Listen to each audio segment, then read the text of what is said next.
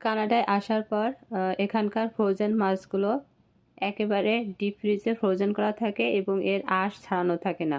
কিন্তু এই মাছটা টাটকা মাছ, আর এই মাছটা কাটাই এনেছে। তো দেখুন, কাটানোর পর তারা মাছের যে ছোট ছোট সাইজ করে দেওয়ার কথা ছিল, কিন্তু কি বিশাল বিশাল বড় বড় পিস করেছে। আর মাছের মাথা মাঝখান দিয়ে কেটে দেওয়ার কথা, তো তারা এইভাবেই কেটে দিয়েছে।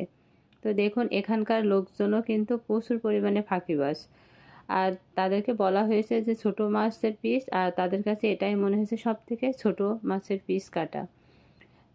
যাই হোক, আর এরপরে আরও একটি মাছ নিয়ে আসছিল, সেই মাছটির নাম হচ্ছে স্যালমন ফিশ। আর এই মাছ কিন্তু কাঁচা খেতেও খুব ভালো লাগে, আবার ভেজে খেতেও খুব ভালো লাগে। আর স্যালমন ফিশের মাছের যে ডিমটা, এটা কিন্তু পৃথিবীর ভিতরে সব থেকে দামি খাবারের ভিতরে একটা। আর ডিম কিন্তু কাঁচা খেতে খুব মজা লাগে। আমি কিন্তু কখনো খাইনি, আর আমি কিন্তু এই মাছ ভেজেই খাবো।